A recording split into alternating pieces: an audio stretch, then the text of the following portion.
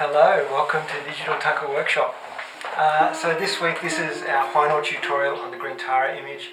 We finished 99.9% finished, never completely finished, but it's got to the point where I'm starting to do prints and I'm happy with them, so it's time to wrap up this project and just produce our final video, which is just, again, as I said, wrapping up,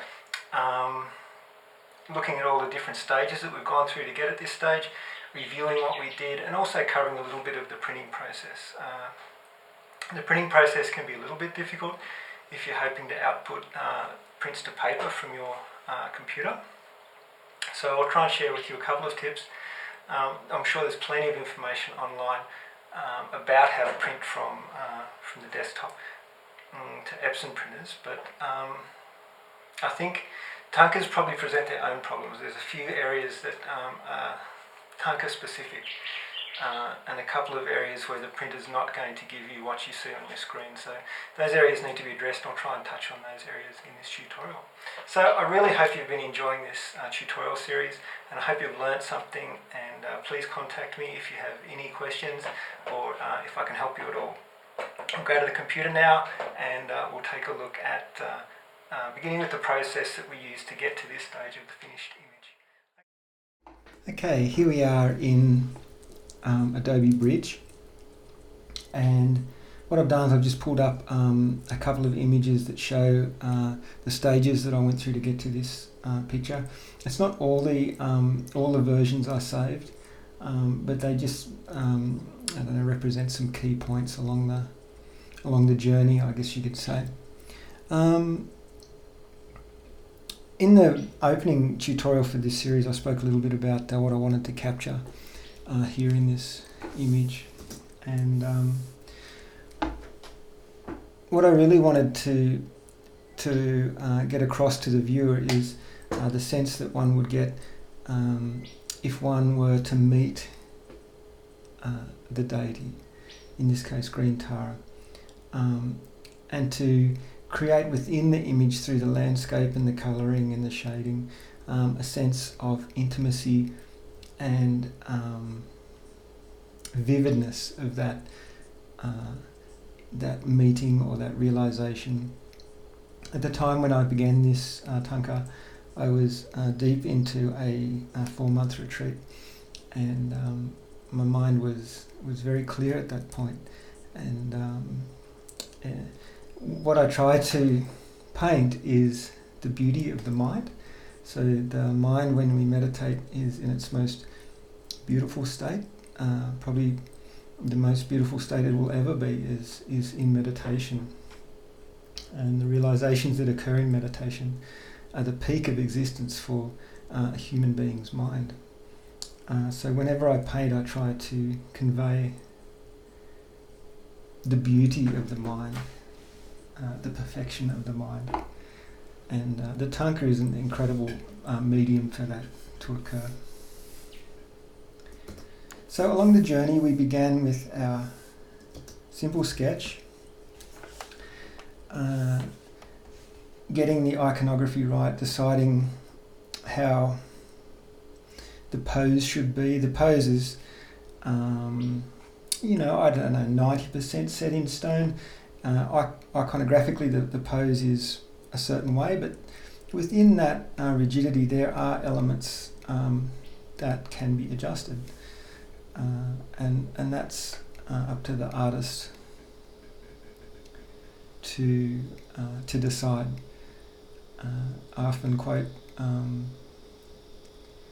beautiful Mongolian Thangka artist who said that if all you did was stick to the rules, then there's no art. So my advice is to understand the parameters and then work beautifully around the edges of those parameters. So now adding the jewellery, so just refining. Once the basic shape and the gesture, the pose is how you want it, then you can add the finer elements.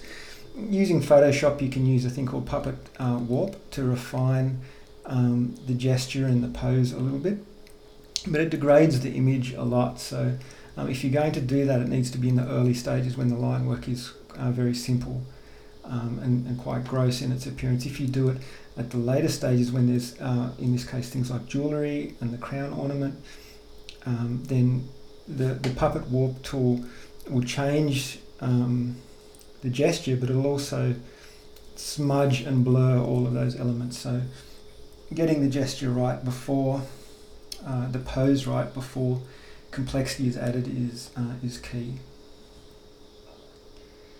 Now just adding the lotus. I found a beautiful example of the lotus I wanted to use in this thangka.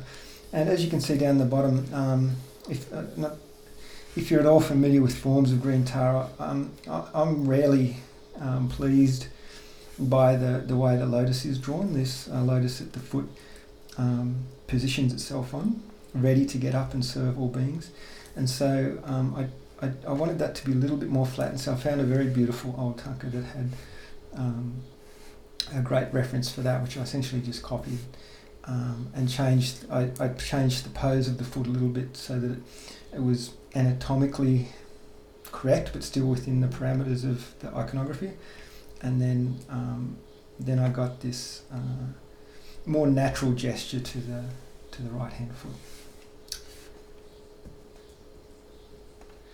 And now just adding the halo, and then a wreath or a halo of flowers. So just building on complexity. And so that's the central figure done. Now it's time to add the landscape, which tells the story.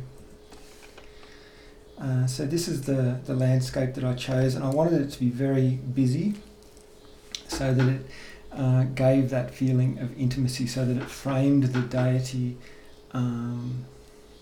very clearly to the viewer, hoping to instill that sense of what it's like to meet divinity. The mind is completely focused and closed in on that experience.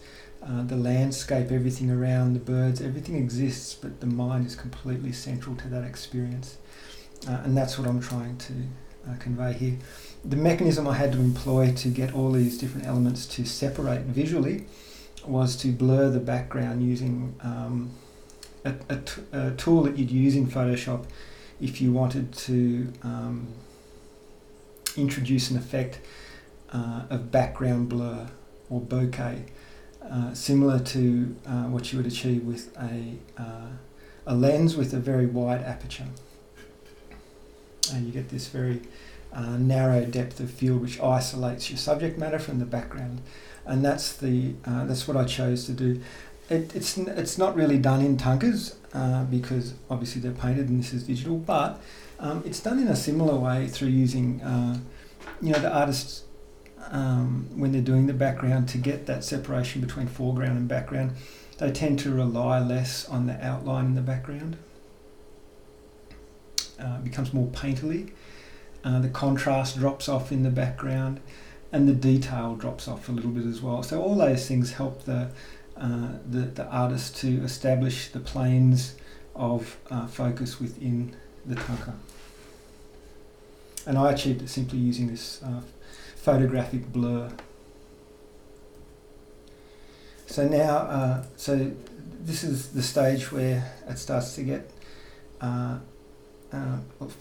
We start to colour in. So this is called colour flats, and it's just establishing a basic colour scheme for the picture, starting to set the mood a little bit. So I knew in this image I wanted to experiment with colours that I hadn't used before, so I've never really painted in green, and I wanted it to be very chromatic. So I wanted the colours to come from within the spectrum, to be green through to blue, and on the colour spectrum they sit right next to each other. So green going through teal, aqua, blue, and that was going to be the majority of my palette. Then the complementary opposite to those colours is essentially red, which is Amitabha Buddha. However, that's an incredibly strong colour to add if you add a chunk of the complementary opposite colour it can become very overwhelming. So from the beginning of this Thangka all the way through to the end, I struggled with having this very dominant red element in the top, and to balance that I had to do a number of things which I can explain now. So one of them was to start adding these little red elements here, to start increasing red in other areas of the Thangka. And finally what I did is I added down the bottom some offerings, and that balanced that very strong red element in the top part of the picture. So here I've just refined the colours a little bit more, still within that green-blue part of the spectrum. I think something I personally don't really like about modern Thangkas is I think the artists feel like they have to add every colour that exists. But when you look at the old, beautiful masters, they painted with a very, very narrow palette. It was confined to very, very few colours, and it seems like now there's a tradition where you have to add lots and lots of different colours. And I think for me personally, looking back at the old masters, I like to copy them and to try and keep the palette as minimal as possible, while still getting the iconography correct. The prescribed colours, such as the deity's skin, for example. So here I am just trying to add some more red, and I was quite happy with this in the end, but I think what I decided is that I didn't want so much red in the centre. I wanted the colour to be more subtle around green Tara. It didn't really convey, whilst it worked, I felt like it worked, it didn't convey the feeling that I was hoping to express. And so, yeah, like months later, here we are. So I've skipped a few processes there, and this is what we arrived at with the finished Thangka. So that's probably the end of the colour flat process, and then this includes all the shading. So what we'll do is we'll flip over to Photoshop, and we'll take a look at the structure of the image, the different layers and what they produce. So straight up, let's talk about the finishing aspects of the Thangka.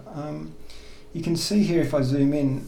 Now I know that when I upload this to YouTube, there's two compression processes that it goes through. So the screen capture program I use does its own little colour mangling, and then YouTube will do its own thing as well. So what you see on YouTube isn't, it's similar to what I'm seeing now on my screen, but it's not the same. So you'll see lots of banding, for example, and I'm sure that there'll be banding around this area and around the nose, which will be sort of areas of colour that are defined in a very gross way. But on the screen, all these areas are evenly smoothed throughout. But unfortunately, it's just the nature of the way computers compress colour information, they squash it down into as fewer pieces of information as they can, and it results in corruption in areas which it's particularly evident in areas that are very subtly shaded, because they can't do subtle. They have to go from one colour to the next to the next, and that creates a stepped look. But so I'm hoping you can see this. What I've done is I've added some noise. So that's on this top layer 84. And noise is just a way of breaking. If I turn it on enough, you'll see it's just a way of breaking up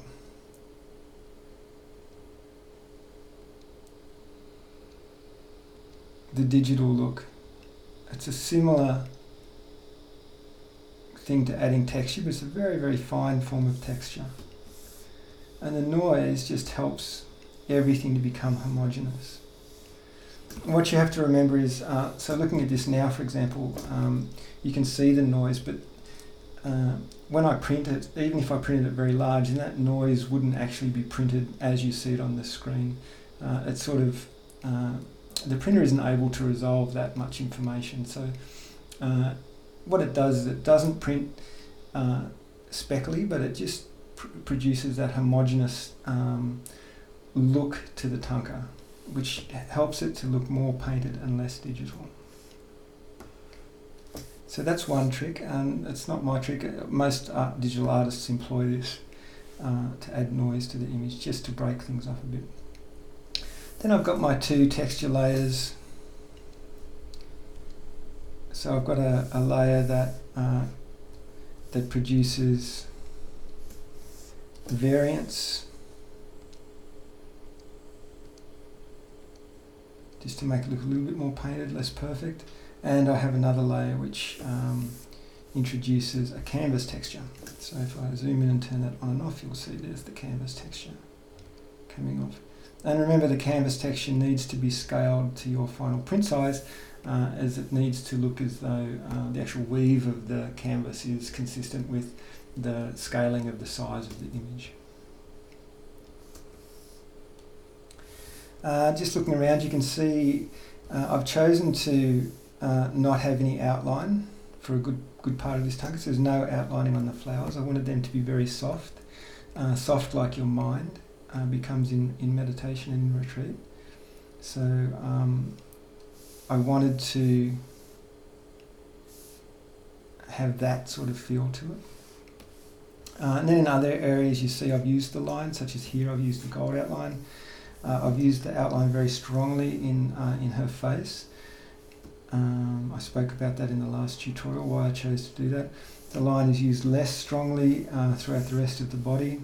It's fairly strong in the jewellery. You can see the line here defining the feet. Coming down to the lotus, there's a little bit of line work in there, it's fairly subtle. And then coming back down here to more of the foliage and the water, there's no line at all. And so that makes the flowers look very, very soft and very beautiful, like you want to touch them. If you had a big heavy line in there, it just looks cartoonish, and that's not what I like. Coming down here to the incense, I added that as a, didn't have a lot of meaning so much, it was more a compositional element. The Thangka needed something in that corner. So I just drew that up quickly. Again, this tip, this is a symmetrical element, so you just have to draw half of it, and or draw the whole thing, but pick the best half and then copy it, and you'll end up with a symmetrical glass bowl like that. Here you can see the offerings I've added down the bottom. So that's an offering to Green Tara, but also part of the compositional structure of the image. And then here we have our phoenix. Had a lot of trouble painting the phoenix. It's very hard to do feathers and fur. Anytime there's an animal in a picture, it makes me very anxious. Down the bottom I've added some grass. That's just a basic Photoshop brush. I've blurred it a little bit. It was a little bit too dominant, but it just needed something in here, I felt. This corner's fairly absent. I've added these little tufts of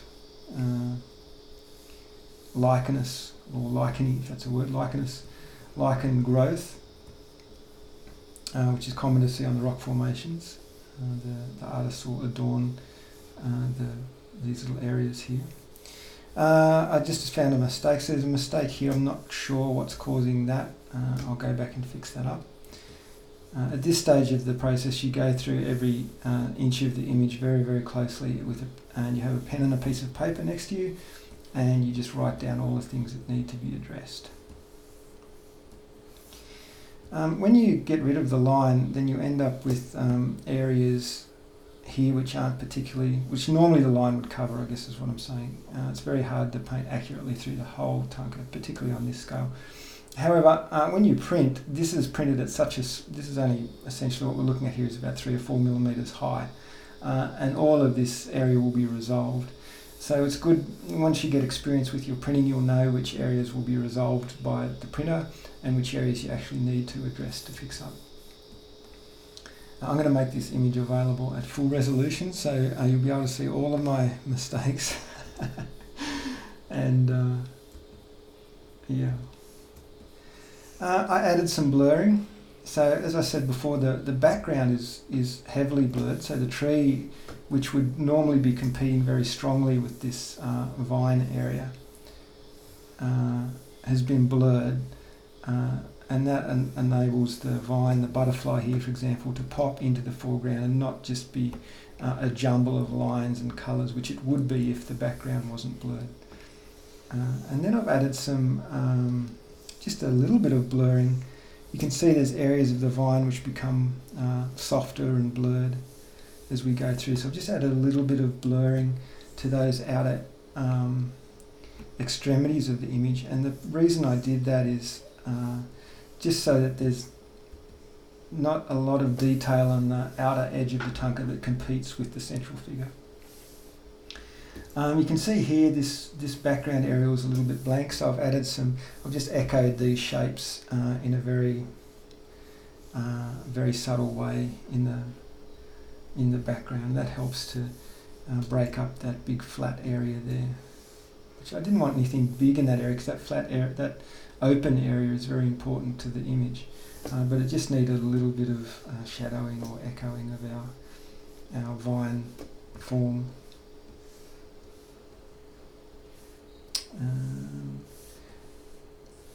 Amitabha Buddha. I had a lot of trouble with this. This is probably the hardest part of the thangka. So as I've said, always going on about how hard it is to paint red. I don't know what it is about red, but I just have the hardest time. So what's hard about this? When you're doing your images and you have small, smaller figures, smaller deities, you have to be careful that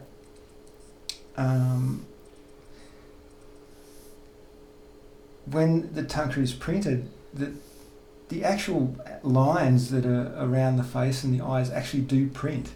What you have to be aware of is that as things get output to paper, the computer has to decide on what to actually do, how to render that. And if you don't have the correct line weights and the correct shading in these smaller figures, then when it gets printed, then their face is essentially lost. So you can see there the face gets more and more lost. So it's harder. It's a hard process to get the face to look good at all sizes. So that was difficult. And as I said, particularly with the red deities, it's very hard.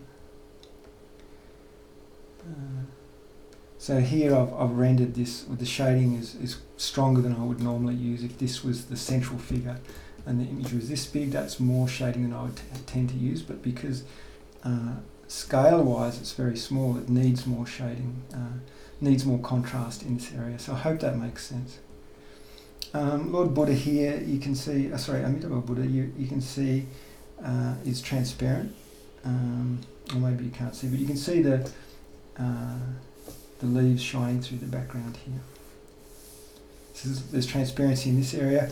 The skin is completely opaque, but the robes are actually transparent as well. And that was just on the lotus as well, sorry. That was just an element I employed to get get that top section of the thangka to not be so dominant and to recede a little bit. I didn't want that the Buddha at the top to be competing with the central figure for attention. That's a difficult thing to balance in a thangka, is to make sure that the eye rests on the central figure, even though the Buddha is just as important. You don't want artistically you don't want the eye being drawn away in a way that you don't intend. And one way to do that is by putting a big chunk of red colour at the top of your picture. So that's what I was saying was hard to manage.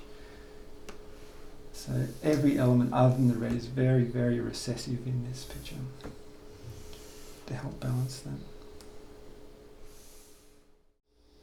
that. Okay, so I really hope that you've enjoyed this series. I've enjoyed making it. It's been a wonderful journey. Every thangka is just an amazing experience. I feel like artists have the ability to progress very, very quickly along the path if they have the correct motivation and they relate to their images and their experiences. in the most powerful way. Artists have a lot going for them, but there's also a lot of trouble that comes along with it. I think if you have, as an artist, you have a very strong disposition to visualization practice, to anything that involves imagining, so the yoga of pretend, creation stage practice. All those things are very available to the artist, but our minds tend to be a little bit overactive, and so I don't think we make good meditators. So if you want to try and reach your spiritual goals in this life, art can do a lot for you, and it's its own practice, it's its own sadhana. It's a beautiful and incredible thing, but we need to learn to meditate, and we're not well disposed to meditation, I don't think, but we have a lot going for us in terms of creation stage practice and just our heart, our engagement with the world, the beauty that we see, all those things. We can turn to guru yoga, we can turn to deity yoga, all these amazing things. So I love being an artist, and I wouldn't be anything else. I hope everyone who's looking at this is learning how to be a spiritual artist on some level, and that I'm helping to do that for you. The image is done. The last thing to do, as my beautiful teacher would say, is to give it away. So I want to give this image away to the world. So I think sometime tonight I'll put this on Facebook and upload it to my website at full resolution for anyone in the world to have, and for everyone to share with their friends and pass on. I think that's a wonderful thing, and it makes me so happy to think that I can introduce anyone to the Buddhas, even if the art's not so fantastic. When people see the image of a Buddha, it's an amazing thing, and as artists we can facilitate that.